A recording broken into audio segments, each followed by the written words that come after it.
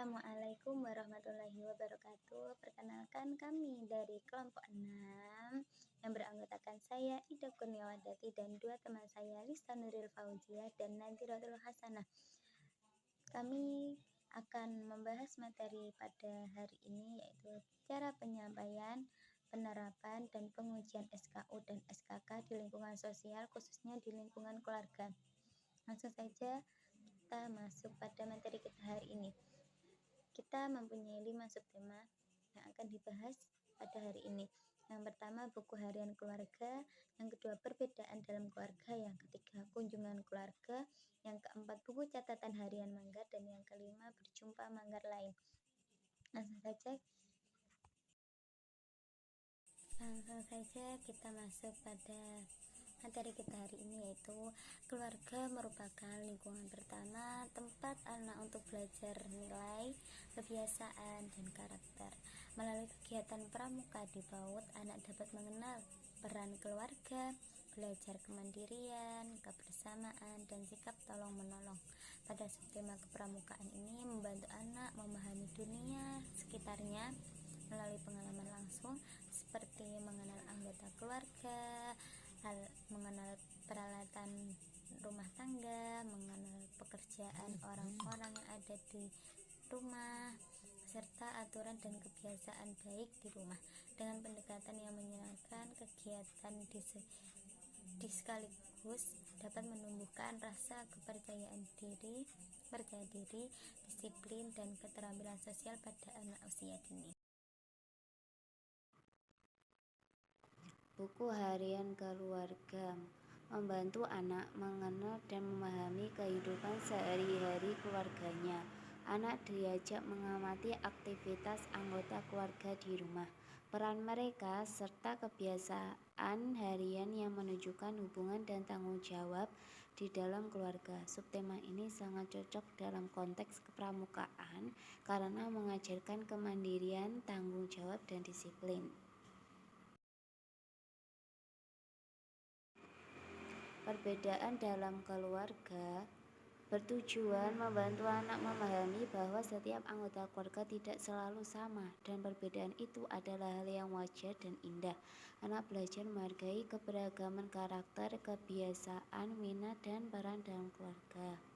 Ada beberapa perbedaan yang dimaksud, yaitu usia, pekerjaan, sifat, kesukaan, fisik, tanggung jawab.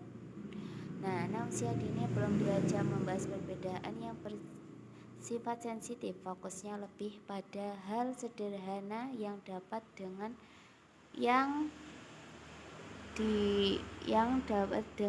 kehidupan mereka.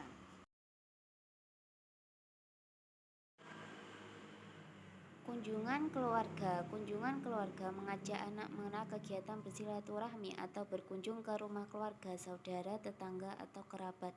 Kegiatan ini penting untuk membentuk anak yang ramah, menghargai orang lain, mampu berinteraksi sosial, memahami budaya sopan santun saat berkunjung. Kegiatan kunjungan keluarga sangat erat kaitannya dengan nilai kepramukaan, terutama kerjasama, sopan santun, hormat pada orang tua, dan persaudaraan.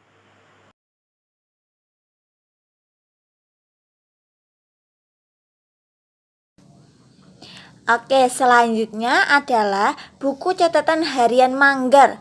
Apa itu buku catatan harian manggar? Buku catatan harian manggar berarti anak diajak mengenal kegiatan sehari-hari, kemudian belajar nilai-nilai yang bisa diambil dari kegiatan tersebut.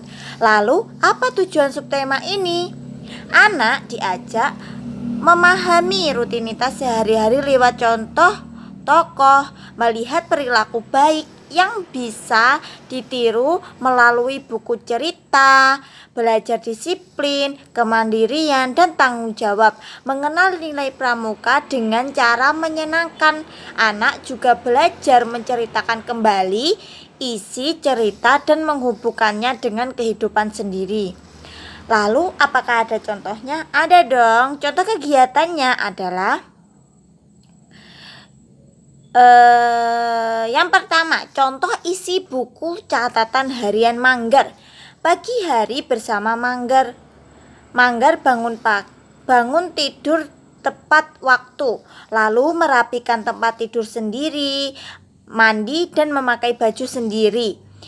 Setelah itu membantu ibu menyiapkan makanan di meja.